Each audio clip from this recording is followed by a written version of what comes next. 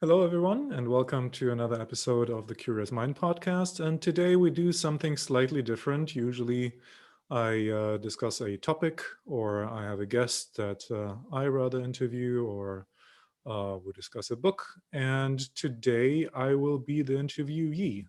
So I will be interviewed by Natalia. And Natalia is an experienced project and team manager. She's a startup founder and mentor with a background in journalism. And she's passionate about social innovations, technology, arts, and culture. And we have discussed a couple of times social and psychological issues. And the topic today would be, as far as I understood, questions that people might have about therapists, therapy in general. So I will be surprised myself. And with this, I hand it over to you, Natalia. Hello. Okay, hello, Gabriel, and thank you for this opportunity. Well, I attended some therapies in the past. I attend a therapy now, not with you, obviously. Mhm. And I always had this thought, what if I could switch just for a little while and interview the therapist? So you enabled me Mhm. to do that. And I want to focus today specifically on the person, on the therapist, not so much on the therapy as a process, but we will also mention this aspect. And the questions that I prepared are not just my questions. I did some research on how people perceive therapists, and it was based on precise data and some academic research. Mhm. And I also asked other people that I know, are there any issues they would like me to talk about with you? So I want to sort of confront my views or people's perception, as well as some misconceptions about the person of the therapist. Yeah. So just I hope this is going to be helpful also for your present, your future clients. Maybe there were some issues they wanted to ask, or maybe later after this video there could be some discussion in the comments. So thank you for being open, and We'll see. ladies and gentlemen, no questions were sent before. Yeah. So Gabriel is not prepared. Okay, so my first question is, it seems simple. Who is a therapist? If you were to explain it to someone who has never been to one, who never attended a therapy, who is a therapist? Who are you? Well, these are two different questions, but who is a therapist? I would say there are two approaches to this. One is a more formal one, and the answer would be a therapist is someone who underwent a specific education coming from a psychological or medical background and then decided to do a further study and a certification in a specific field of therapy. And usually there is not therapy as such, so therapy per se, there are schools of therapy. So the typical way to go about it is to go to these uh, basically private institutions, be it in psychoanalysis, be it in cognitive behavioral psychology, be it in systemic therapy, or the other ones that are out there. There are maybe 6 7 big schools out there that are noteworthy, to go through the curriculum at the end to get the certification and then to start to work as a therapist according to the laws that you are in. And this can vary quite a bit. So with my education background, I could not work in the US, for example. I could not work in Switzerland. I can work in Germany. I can work in Poland. I can work in many other countries. But if you are a legitimate therapist, as defined by law of the individual country. So this is the more formal administrative kind of approach to your question. Apart from that, it needs a certain type of person that is both interested in psychology as a broader field, in self-development, and to a specific approach to support people in their self-development. And if we kind of differentiate between life coaching or coaching in general and therapy, the focus on therapy doesn't have to be, but it's typically, it includes more of issues, so it'd be depression, anxiety, or even more restrictive mental health issues that typically coaches or life coaches wouldn't or shouldn't approach. So here's my second question. Does every therapist have a degree in psychology, or should they have one? That's a good question. I don't think they should have one, because if I look back, and I guess that many people, when they look back to their studies, the academic studies, and they compare it to the work that they actually do afterwards, there's not necessarily a big crossover. I'm not saying that it's completely useless, but it would be overestimate or estimated to say that psychology was a necessary um, preparation for the work as a therapist. I'm not saying that anyone could or should be a therapist, but I know, for example, people with a background in social work who are quite excellent therapists, and they come more from a practical background. What the study of psychology does, it gives more of a scientific background. It helps you to read and understand studies, if this is an important part of your therapeutic work, if you want to evaluate and assess new or old methodologies, to read up on that, to understand kind of the weaknesses and strengths of articles and books. And if you want to do kind of comparative work. So this for this kind of stuff, a scientific background and a psychological background is quite helpful. Other than that, there's nothing that you cannot read into. I mean, as students, we read books, right? This is what we do, and these books are open to anyone, be it a medical doctor who wants to specialize in psychology, or social workers who wants to specialize in psychology. So this is more kind of the standards. If you can uphold for yourself similar academic standards that psychologists would undergo in their studies, I don't see that it would be an absolute necessity that someone studies psychology.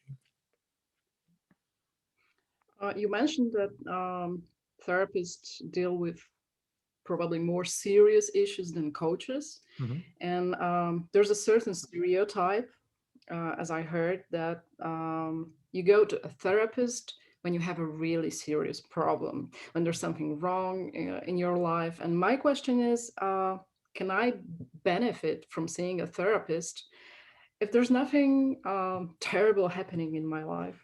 Yeah. The Yes, if certain conditions are met. And here it's more important. So far, we have not focused on the differences among therapists. And here, this becomes important. Because there are therapists who have most experience in kind of a deficit-oriented perspective on people, because they mostly deal with people who have issues. So they have accumulated experience and knowledge over the 5, 10, 15, 20 years that they have worked with, where they mostly dealt with people who were in dire straits and had major issues, right? So these would typically not be the best people to support clients who come in with a question of maintenance, of to just check if everything is okay, to discuss minor issues, to discuss broad issues of kind of happiness and fulfillment. These would not be the right uh, therapists, on the other hand. So for that, it's kind of good if people are interested in that, they should check with the therapists how large the percentages of people who work, of clients who kind of address topics of perspective on life, happiness, family, relationship, and so on.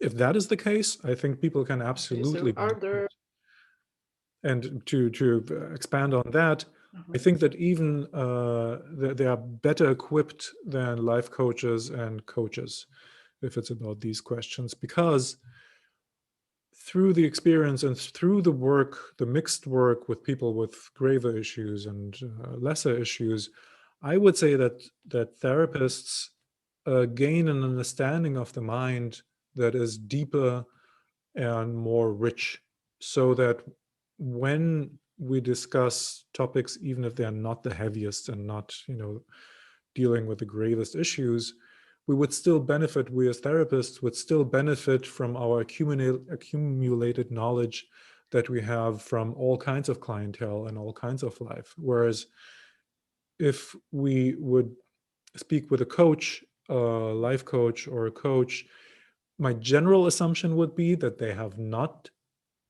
dealt with kind of issues on such a deep level or have such a deep understanding of the mind, so that the benefit would be also less. Now, this is, of course, a generalization. There are bad therapists and there are excellent coaches and life coaches out there. But generally speaking, I would think that the benefit that one could get from an experienced therapist is higher than from a coach or a life coach if we speak about maintenance and general life topics. Would you say that therapists are especially empathetic? Is empathy uh, like a higher level of empathy necessary for the job? Uh, Let me ask you, what is empathy? Well, being especially attentive to other people's needs and problems, and being able to sort of put yourself in their place, Mm, supportive, and here I mean being a little more or much more empathetic than other people who mm. are not therapists. Yeah, here I think I might have a maybe slightly surprising answer. I would say it depends. And Mm, now we get a little bit more into the details of what the therapeutic work is. There are types of therapy and there are types of therapists who mm, perceive their work as a technical skill. mm, And I would say, in a derogatory way, to be like mechanics. If I perceive your mind like a mechanic and there is something broken, I don't have to be that attentive or that empathetic to you as a whole. I just, if I come from a background, if I was taught in this kind of way, I just have to find out what is wrong, which belief is wrong, which attitude is wrong, work on that with you, and can conveniently neglect the rest of it. So I don't have to be that empathetic if I come from this background. If I learned therapy in this way, if I got my certification in this way. Whereas other fields, so for example, the so-called humanistic psychology, for them, empathy is one of the cornerstones and fundaments and essentials of therapy. So for them, nothing in therapy works without a high level of empathy. Uh, so this also, I don't know exactly what the implication of your question is, because interestingly, there are also clients who are not interested very much in an empathetic perspective. There are clients who have an attitude mhm. of, I don't want to go too deep. There's just this two things that I want to fix. They want to be treated like a machine that is not Okay. working properly, because there is the underlying uh, anxiety, maybe, that if in therapy kind of two deep levels are accessed, it might throw them off into an imbalance that they would have difficulty to get rid of afterwards. So they say, you know what, I just have this anxiety of speaking in front of people. And it's an obstacle in my work because I have to do quite a lot of presentations. This is Mm, what they would come with into therapy. And they would explicitly reject offers from the therapist to dig into the past, to mm, explore topics like sexuality, intimacy, self-views, and so on, because they would say, "This, I don't want to talk about this. I just want to fix these things, a few sessions, and then I'm out of here." So it goes both ways. Mhm. Okay, that's a very interesting answer. It happened to me once, actually, that during a therapy, while I was telling a story, a therapist shed a tear. Uh-huh. And for a long time, and it puzzled me, because at first I had the feeling that, hey, this is not really professional. Hmm. But later, I understood. I mean, that there was a very rare connection in that moment, and it sort of reflected the story and helped me understand the context of Mm-hmm. it. Um, so that's why I started to wonder about therapists and empathy. Mm-hmm. But there's another fear that some people have when they meet therapists, and I find it a little bit funny. I don't know if you ever encountered this, but people think that therapists have X-ray minds. Like, you spend 10 minutes with me, and you probably already know everything about my personality type. Mm-hmm. Maybe have some assumptions about my past. Do you meet people who have this sort of attitude, or even maybe expectation towards you? Yes, both. That's Hmm. quite interesting. So some people assume that therapists have this skill. Some people expect that they have this skill, because they feel that they want to have someone who is an expert, right? And you would be surprised how many clients I have who, after the first two sessions, say, "You know what? I'm so glad that you're not the type that is just nodding and asking me how I feel about it, because I'm quite outspoken. I throw around a lot of theories. I give my opinion. I give recommendations. So I'm quite active as a participant in the conversation." And apparently, many people either have had the concrete experience of having had such therapies and didn't find it quite helpful, or they come with a cliche from media, from movies and series, where they think that this is what therapists usually do, and it in fact is one of the hesitations, because they're like, "I don't want to be in this. That's stupid. Everyone can sit there and ask, how do you feel about it?" So they don't want to be trapped in a cliche situation. Um, so this is the expectation part, or the fear part of some people. From my perspective, there's, in a weird way, there is something to it.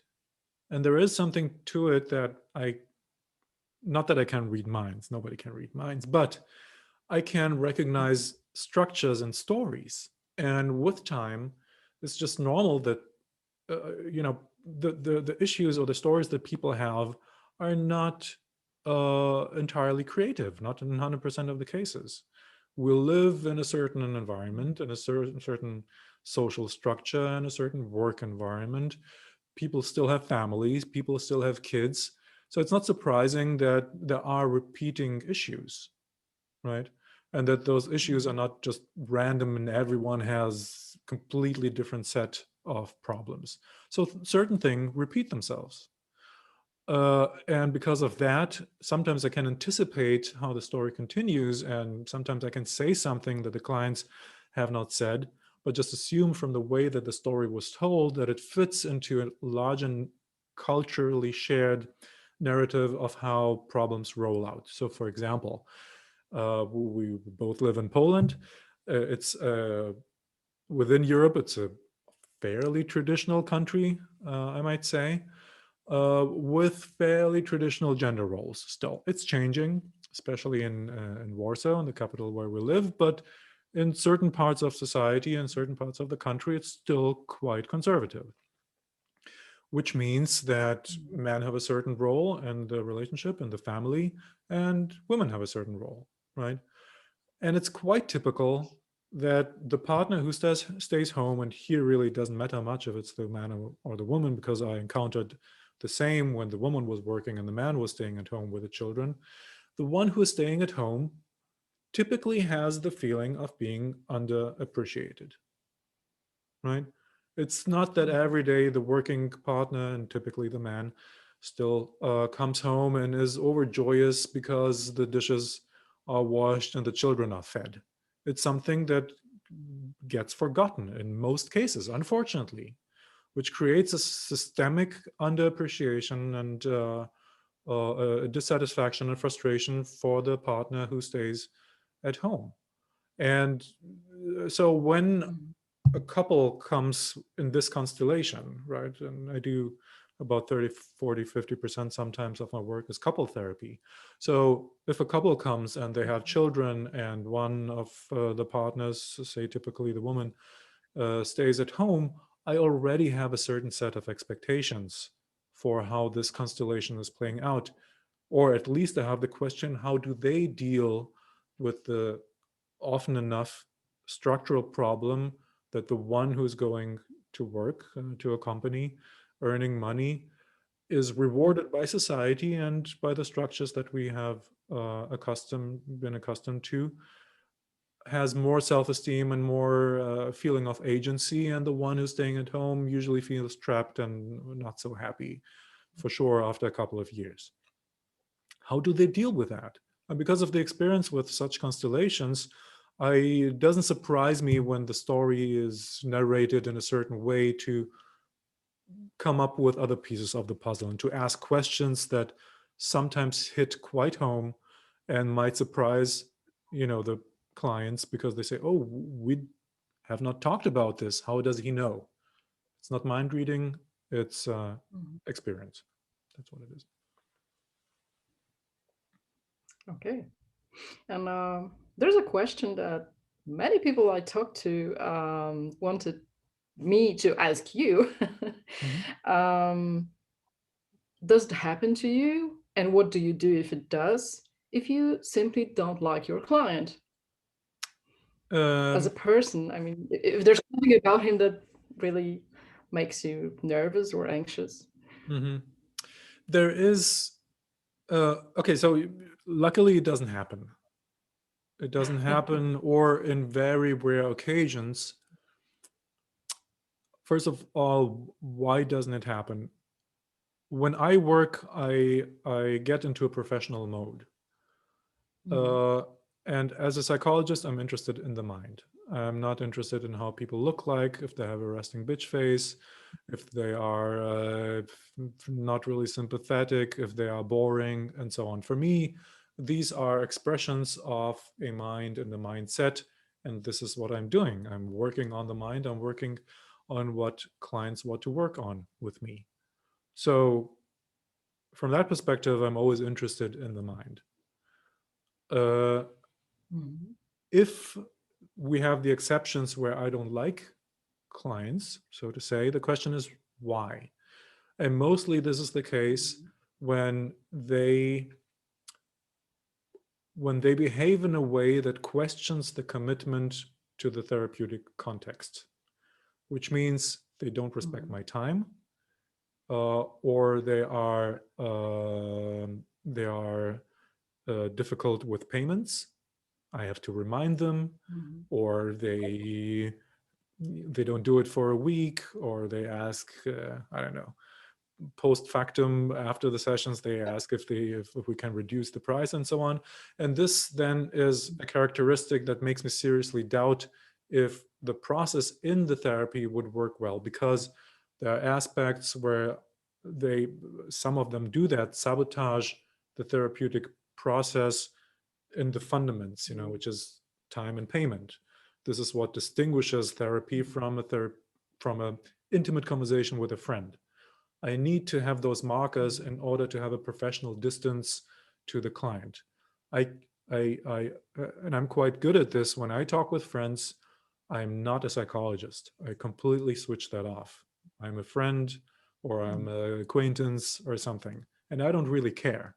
I'm a private person. I'm having a life. I want to be happy myself. I don't want to be dragged into personal stories that I'm not invited in or not interested in. So And in order to maintain this professional distance, I need those markers of commitment of time and commitment of payment. This helps me to stay in this objective role. So here's my here's another question, and I think we have swiftly arrived at this point. Mhm. Well, when I think about what you do and about therapists in general, they have huge responsibility, and they people entrust them with sometimes with very serious issues. They tell them horrible stories. Is Yes. it difficult to sort of shake off the burden after the work, or maybe is it something that you learn with time? Yeah, both. Everything is correct in that. To give you an example, here the clientele is quite essential. Before I worked as a self-employed freelance therapist in my own practice, I was working in Berlin as a social worker. Quite heavy, not the heaviest clientele. A friend of mine was working with the heaviest imaginable clientele, which is drug addicts in prisons. I don't know what is Mhm. heavier than that. Um, so there's almost no satisfaction. I mean, he got some satisfaction out of it, but it's not the immediate satisfaction of seeing progress of, after the session or at the end of the session, witnessing how something opened up, people got an insight. At the next session, they say, look, this improved and I'm able to do this now. I'm able to hold these presentations. I'm able to talk to my partner in a different way. Those success stories, they usually don't happen in these contexts, and they were quite rare in the work that I had as a social worker. Um, and here I would distinguish two things. Sometimes there are stories that are just so touching because they touch something in you, something that you cannot shake off. This is why we have supervision or intervision when we discuss things with our colleagues in order to get rid of them. I usually don't have this issue because I have quite a clear distance to my work. This is something that I have established, and it's a personality thing, I guess, as well. Some people have more difficulties to have this distance to the stories that they hear. But there is a second factor there, which is not a conscious kind of challenge with difficult stories that you hear, but something more subliminal, something more unconscious that I perceived after working 2 years as a social worker, that I felt dissatisfied without knowing why. I felt a hesitation to go to work, and it was not a specific case, it was just an accumulated heaviness or unwillingness to enter this work field again. Now, amazingly, there were people who worked at that place. I was working as a social worker for 2.5 years. There were people who worked there for 10 years, 7 years, 8 years, and still were doing a fantastic job. I was not that type. After 2 years, I realized that I have to go into a context of and to work with clientele that is immediately more satisfying. And this was one of the reasons why I switched over to normal clientele. And furthermore, the people that I work with right now, which is typically expats or mixed couples, they are even more satisfying because usually they have a good background, they are educated, they have good financial means. Not saying that those kind of people are more happy, but they have more ways to compensate, which is quite essential. If you have an issue of anxiety or depression, if you are somehow inclined, if you have a background, you had experiences that threw you into an anxiety or depression, it's always worse if you have less money. It's always worse when you have bad communication skills, bad education, if you don't have access to people to support you. It's always worse. So, in that respect, expats, even though they typically suffer from the same kind of neurotic issues that you and me and other people have, which is typically anxieties and depression in all its manifold ways, they still typically have more resources to make this level more bearable because they're educated, they can reflect in a more Mhm. skillful way. They have access to people that they can talk to, friends. They can afford therapy. They can also afford to go to a spa every now and then. They can afford to go to on vacation. And everyone who has not gone on vacation for a while, and especially in COVID times, understands it would make things so much easier if I could just escape for a while, if I could afford a nanny, if I have to take care of a kid and I cannot escape. So these things matter. They're not trivial. So this is maybe a broader answer to a question. It is sometimes difficult to shake it off because of specific stories, and we therapists have to take care of ourselves to also deal with an accumulated kind of difficult view on our work that comes just more from the mass of talking through these difficult stories rather than from individual ones. And Gabriel, do therapists attend therapy, or can they use their knowledge to sort of be their own therapists? Um, yes to both. Some therapists attend therapy. I don't have a good number for that. Maybe there are studies who are a little bit more specific about that.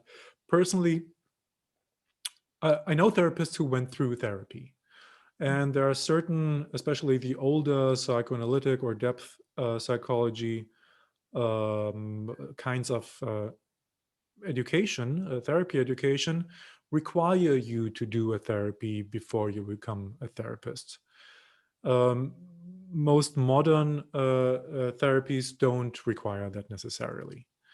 So sometimes it's baked in. I know therapists who had to deal with their own issue and they went to therapies themselves.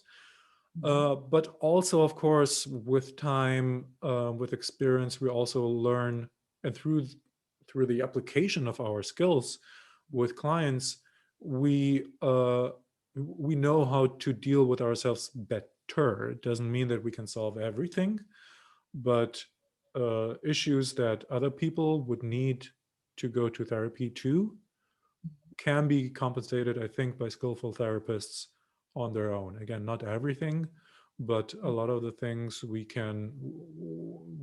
have learned how to communicate with friends, for example, in a supportive way. We have learned how to reflect, how to introspect, how to write journals, how to expose ourselves to triggers that makes us anxious or make us depressed. So, of course, the skills that we have their benefits in that respect. But my Oh, impression is not that the majority of therapists are in constant therapy themselves because they are wackos or crazy people or something like that. That is not my impression. okay. People are usually surprised to find out that, for example, if there if there is a renowned therapist and some troubles about his personal life are shared by the press, Hmm. people tend to say, "What kind of a therapist he if he cannot help himself?" That seems like a hurtful stereotype, I think. It is a stereotype. It's also, I don't know if it's still necessary, but it's part of what people project on you, right? And that comes with the professions that we have. Mhm. Uh, Journalists shouldn't have writing blocks because they write all the time. Therapists should be mentally sane. Exactly. Relationship coaches shouldn't have relationship issues. Bankers shouldn't have money problems. They're kind of typical traps that we fall into, that we think that just because people professionally deal with a certain skill set, that they should be absolved from having any issues in that respect. And I feel that in the helping fields, in the helping professions, maybe those stereotypes are more hurtful. If we hear that if I hear that my doctor has cancer or something, immediately my trust level goes down. When I sometimes hear through whatever sources that a therapist has mental issues, we believe they shouldn't be qualified to talk to other people. there is a level to it that is somehow undeniable. I don't know if Mm. I'm immune from that. I would certainly prefer, if I had to go to therapy, I would prefer to go someone that I trust, that he or she is healthy and he or she can manage their shit and is good in communication in their own life. So I'm not, I cannot pretend that I'm immune from that. And so in that respect, I can understand that people who don't have much to do with the professional side of therapy have this intuitive, naive expectation as well. Mhm. As I listen to you, I realize that a lot of what you're saying might be also helpful for people who consider career as a therapist. Hmm. And Why do you think so? well, some people are not sure whether they are appropriate Oh, for right. the job, and you have answered, I suppose, many questions that somehow refer to those doubts. Mhm. And just to end it in a lighter way, Sure. I was searching the web and looking for some interesting jokes about therapists. Mhm. And I found a lot, but actually, I was not able to understand them entirely. So I came to a conclusion that probably they were written by therapists for therapists. And maybe you can explain to me some of them. And one that was very much present on the internet uh, is quite short, like two therapists meet and one says, "You're fine. How am I?" Ah, yes. Ah, you see, you're laughing. Why should I laugh about it? Because Yeah, therapists would be so used to do the mind reading, right? And ah, this, I think, now this, it makes sense. and this is a reference, I think, to depth psychology and psychoanalysis. These are fields that I also use in my work. And the basic assumption is that I don't know myself. I don't know myself very well. And in some cases, especially if we go a little bit into cliche now and Woody Allen kind of psychoanalysis, uh, I would have to go to my analyst to tell me how I feel. So Okay. who am I? You tell me because I don't know. I'm You meant to. see, I needed the whole explanation to enjoy the joke. And the second one was how many therapists are needed to change the light bulb? Do you know this one? No, I don't. None. The light bulb has to want to change. Oh, that's a good one too. Yes. Why? I don't know if that's, I don't know if that's funny, but this is a reference to one of the one of the fundamental messages that we learn as therapists. Nothing moves in therapy unless the client wants to change. So in order for the light to go on, basically the bulb needs to want, you need to have the bulb to want to shine. Basically, I don't know if that Oh, changes the bulb, but I guess that this is what the reference is for. I cannot help you. I'm just a facilitator. I'm not doing anything. You are the one that needs to. So this is why. How do you feel? What do you want to do? okay. Thank you for the explanation. Thank you for all the answers. My list of questions is much longer, but I think for the purpose of this interview, you have answered already a lot of my doubts, my own questions, other people's perception, and it's been very helpful to hear those words from you. I hope that this will encourage people to not only be brave to ask such questions, Mhm. maybe in the comment section, but maybe the person of the therapist is more real now and less, I don't know, like magical. Yes, thank you very much for your questions, and I especially appreciated that you asked around a little bit, that you got some feedback for yourself, and that hopefully really covers some typical questions that people have. But as you said, I would be interested if people have other questions to put them in the comment section, and if they are answerable, I'm glad to get back to them. Thank you very much, Natalia.